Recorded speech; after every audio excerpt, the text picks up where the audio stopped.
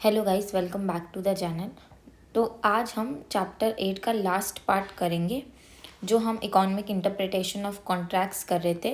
इसका ये part 4 last part है। नाउ अब हमको इस वीडियो में देखना है कि डिफ़ॉल्ट रूल्स और मैंडेटरी रूल्स क्या होते हैं। नाउ कभी कभार हमको पता है किस तरीके से जो कॉन्ट्रैक्ट्स होते हैं वो इम्परफेक्ट होते हैं या हम इनको बोल सकते हैं कि इनकम्प्लीट कॉन्ट्रैक्ट्स होते हैं। बिकॉज हमारे कॉन्ट्रैक्ट्स इनकम्प्लीट होते हैं तो जो इनके एक्सप्लिसिटली रिटर्न टर्म्स होते हैं उनमें कुछ गड़बड़ी हो सकती है, मे बी फेयरनेस के हिसाब से, या कोई एक्सप्लिसिट टर्म ही मिसिंग हो। जो भी कॉन्ट्रैक्ट के अंदर लिख रखा है उनमें से कोई टर्म्स ही मिसिंग हो, ऐसा हो सकता है। या जो टर्म्स लिख रखा है, ये टर्म इसने कॉन्ट्रैक्ट था, ये मेरा यहाँ पे ये टर्म था, ये हमारा टर्म कोर्ट के नज़रिए से सही नहीं टर्म था। तो इसके लिए कोर्ट्स के पास 2 इंस्ट्रूमेंट रहते हैं ताकि वो इन एक्सप्लिसिट टर्म को इम्प्रूव कर सके। हमारा देखो ऑब्जेक्टिव लॉ इन इकोनॉमिक्स में इम्प्रूवमेंट, एफिशिएंसी लाना। तो इसके लिए 2 रूलिंग होती है, एक तो होती है डिफ़ॉल्ट रूल्स एंड दूसरे होते हैं हमारे मैंडेटरी रूल्स। ना what are default rules? Default rules क्या होते हैं? कुछ गैप्स को फिल करने के लिए रूल्स होते हैं। फॉर एग्ज़ाम्पल, इसका बेस्ट एग्ज़ाम्पल आपको अगर वैसे तो हम यहाँ पे कॉमन लॉ की बात कर रहे हैं, पर एक एग्ज़ाम्पल आपको पार्टनरशिप एक्ट में मिलेगा। तो आप पार्टनरशिप एक्ट देखोगे ना, तो उसके अंदर में आपको पार्टनरशिप डीड जो एक्ट होता है ना, उसके अंदर में पार्टनरशिप डीड, ऐसे तो ये एक तरीके का कॉन्ट्रैक्ट होता है बिटवीन पार्टनर्स कि वो फर्म अपनी कैसे चलाना चाहते हैं, तो वो अपनी पार्टनरशिप डीड ड्राफ्ट करते हैं। बट एक्ट के अंदर एक डिफ़ॉल्ट पार्टनरशिप डीड भी दे रखी होती है। अगर मान लो आपने कॉन्ट्रैक्ट बनाया और कोई पॉइंट आपसे मिस हो गया, for example profit sharing ratio PSR आपका मिस हो गया, तो ये already default made partnership deed होती है जो एक्ट में प्रिस्क्राइब्ड है। वहाँ से आप अपना PSR ले लोगे, जो बोलती है इक्वल डिवीजन होना चाहिए अमंग द पार्टनर्स। तो मान लो आपने कॉन्ट्रैक्ट बनाया, उसमें आपने PSR का पॉइंट लिखा ही नहीं, पार्टनरशिप डीड बनाई, PSR के बारे में लिखा ही नहीं, तो क्या होगा? डिफ़ॉल्ट रूल्स यहाँ पर आ जाएंगे। इस केस में डिफ़ॉल्ट रूल्स आ जाएंगे और अब आपको इक्वल प्रॉफिट शेयर करना पड़ेगा अमंग ऑल पार्टनर्स। अगर आपने लिखा रहता कि मेरा PSR 4:2:3 है तो कोई प्रॉब्लम नहीं थी, तो आप 4:2:3 यूज़ करते। तो यही पहला मकसद होता है डिफ़ॉल्ट रूल्स का, कि कुछ गैप्स को फिल करना। ना ये गैप्स को फिल करना हमारा इनएडवर्टेंट भी हो सकता है या डेलिबरेट भी हो सकता है। हम ये डेलिबरेटली जब रूल्स को फिल किया जाता है, उस केस में हम डिफ़ॉल्ट रूल्स को देखेंगे। उससे पहले हम एक बार छोटा सा एक्सप्लेनेशन मैंडेटरी रूल्स का भी देख लेते हैं। ना ये मैंडेटरी रूल्स क्या होते हैं? इसके अंदर में आप रिप्लेस करते हो एक्सप्लिसिट टर्म्स को। तो आपने कोई एक्सप्लिसिट, फॉर एग्जांपल ये कॉन्ट्रैक्ट था, उसके अंदर एक पॉइंट ABC था, ओके। आप इस पॉइंट बी को रिप्लेस करते हो। कोर्ट खुद बोलता है कि ये पॉइंट बी लागू नहीं होगा, इवन दो आपने कॉन्ट्रैक्ट में लिखा है ये पॉइंट हमारा लागू नहीं होगा, और उसके बदले में वो मैंडेटरी रूल प्रिस्क्राइब कर देता है। अभी हम इन दोनों के बीच में डिफरेंस भी देखेंगे कि how default rule and mandatory rule different है। कि अभी on the face of it तो बहुत सेम सा लग रहा है, जस्ट यहाँ पे है कि एक गैप को फिल कर रहा है, एक रिप्लेस कर रहा है। पर अभी आपको कंसेंट का मतलब समझ में आएगा, अभी आपको ये रिप्लेसमेंट का मतलब समझ में आएगा। तो चलो हम डिफ़ॉल्ट रूल्स के बारे में पढ़ते हैं। नाउ आप जब कॉन्ट्रैक्ट बनाते हो तो एक्स आंटे क्या होता है? मतलब एक्स आंटे होता है प्री एंड एक्स पोस्ट होता है पोस्ट। मतलब कि जो चीज़ एक इवेंट होने से पहले की चीज़ और एक इवेंट होने के बाद की चीज़। तो ये इवेंट हुआ, उसके पहले जो भी चीज़ें होती है वो एक्स एंटे होती है, और एक इवेंट जब हो गया तो उसको हम बोलते हैं एक्स पोस्ट। नाउ आप एक बात बताओ, जब आपने कोई कॉन्ट्रैक्ट में आप एंटर करते हो तो क्या आपको पता होगा, ये मैंने कॉन्ट्रैक्ट में एंटर करा, क्या आपको पता होगा कि, और ये मान लो कि इसकी परफॉर्मेंस हो जाती है 3 इयर्स के बाद, क्या आपको आज के दिन पता होगा कि मेरे को लॉस होगा या प्रॉफिट होगा आफ्टर 3 years? नहीं पता होगा। तो आज के लिए तो मेरे लिए एक रिस्क है कि रिस्क ऑफ लॉस, कि मेरे लिए आज रिस्क है कि लॉस हो सकता है। 3 साल के बाद में पता लगा एक्चुअली लॉस हुआ है कि नहीं, तो 3 साल के बाद एक्स पोस्ट में मैं बोलूँगी कि मेरे को लॉस हुआ है, एंड एक्स एंटे में मैं बोलूँगी कि मेरा एक रिस्क है। तो यही बात आपको ध्यान में रखनी है कि एक्स एंटे और एक्स पोस्ट लॉसेस क्या होते हैं। नाउ सेकंड चीज़ अब आपको ध्यान में रखनी है कि लोग कोई चीज़ें क्यों नहीं लिखते हैं कॉन्ट्रैक्ट में। हम तो बोल रहे हैं वो कॉन्ट्रैक्ट बना रहे हैं तो उनको सब चीज़ें लिखनी चाहिए। तो इसका एक सिंपल सा कॉस्ट बेनिफिट एनालिसिस है। तो क्या होता है, अगर लोगों को लगता है कि वो कॉन्ट्रैक्ट बना रहे हैं, उनको नेगोशिएशन करना है, जब वो नेगोशिएट कर रहे हैं उस कॉन्ट्रैक्ट को, जब जो कॉस्ट आ रही है वो ग्रेटर है than the expected cost of filling a gap, तो वो गैप लीव कर देंगे। मतलब कि आज आप एक कॉन्ट्रैक्ट को नेगोशिएट कर रहे हो और आज आपको लगता है कि ये तो भाई बहुत ही ज़्यादा कॉस्टली मेरे को प्रूफ हो रहा है, ये टर्म फिल करना, यहाँ पर हम बार्गेनिंग, हम एक नेगोशिएशन कर ही नहीं पा रहे हैं। हमारे को 10 दिन हो गया, 12 दिन हो गया, हम लोग नेगोशिएशन एक कंक्लूजन पे ही रीच नहीं कर पा रहे, तो अभी हम इसको डिसाइड नहीं करते हैं। उनका ये मत क्यों होता है, उनको लगता है अगर मान लो कभी ये इन फ्यूचर में ये कोर्ट में जाएगा तो कोर्ट सेटलमेंट इस केस पर बहुत जल्दी हो जाएगी। तो उनको लगता है कि जो एक्सपेक्टेड कॉस्ट सब्सिक्वेंटली जो करना पड़ेगा ना, एक तरीके से उनका बहुत कम होगा। तो एक तरीके से आप बोल सकते हो ये मेरा कॉस्ट है, ये मेरा बेनिफिट है। तो वो आज जब वो कॉन्ट्रैक्ट लिख रहे होंगे तो वो गैप छोड़ देंगे, वो बोलेंगे आगे मेरे को सस्ता पड़ेगा, मैं आगे देख लूँगा।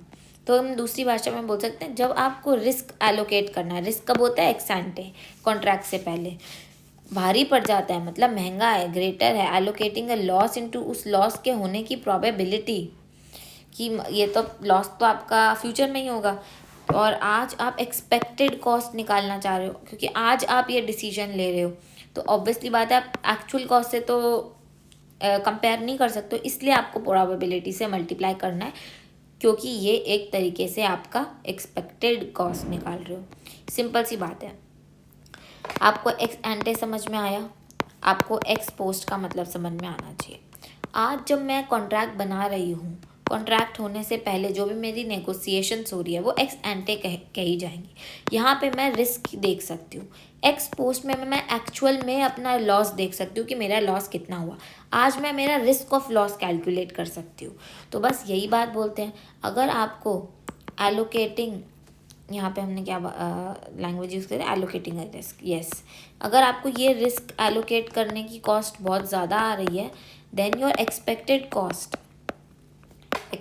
कॉस्ट क्या हुई मेरी, loss into probability of incurring a loss. तब आप क्या करोगे, इस केस में आप अपना गैप छोड़ दोगे क्योंकि फ्यूचर में आपको लगता है कि सस्ता पड़ेगा, और अगर आज आप सस्ते में बार्गेन करके एलोकेट कर पा रहे हो उस रिस्क को और वो लेस देन एक्सपेक्टेड कॉस्ट, तो ऑब्वियसली बात है आप उस गैप को फिल कर दोगे।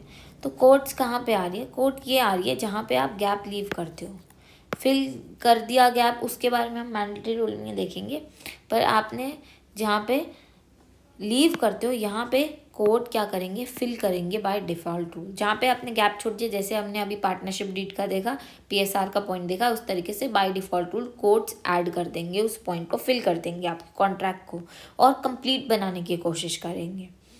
तो और ये एक इम्पॉर्टेंट चीज़ है डिफ़ॉल्ट रूलिंग का, कि जब आप डिफ़ॉल्ट रूल्स, अगर कोई कोर्ट इम्पोज करता है डिफ़ॉल्ट रूल, तो पहले देखो आपका लीव था, आपके कॉन्ट्रैक्ट में लीव गैप था, तो एक तरीके से आपके कॉन्ट्रैक्ट में गैप था, कोर्ट ने डिफ़ॉल्ट रूल लगाया।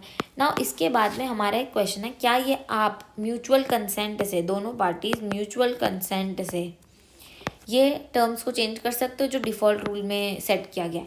Answer is yes. यही बहुत बड़ा फीचर है डिफ़ॉल्ट रूल्स का।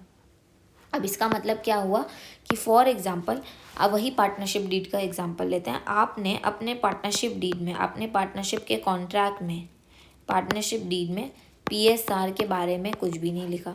डिफ़ॉल्ट रूल आया, इक्वल करना है, इक्वल शेयर करना है, 2-3 पार्टनर है तो 1:1:1 का शेयर होगा। बट अब क्या हुआ, आपको लगता है ये तो हम लोगों के लिए फेयर नहीं है, 2 पार्टनर तो डोरमेंट है, मैं ही अकेला काम करता हूँ, तो शेयर तो 2:1:1 होना चाहिए, राइट। तो बिल्कुल आप म्यूचुअल कंसेंट करिए आपस में और इस रूल को चेंज करके ये कर दीजिए। तो पहले कोई भी PSR था ही नहीं, फिर हमने डिफ़ॉल्ट रूल लगा के इक्वल शेयर करा और फिर आपने म्यूचुअल कंसेंट के बेसिस पर उसको चेंज कर दिया। नहीं करना चाहते हो चेंज, आप सेटिस्फाइड हो, तो आप उसको एज इट इज़ भी रहने दे सकते हो। तो यही सबसे बड़ी फीचर है डिफ़ॉल्ट रूल्स की।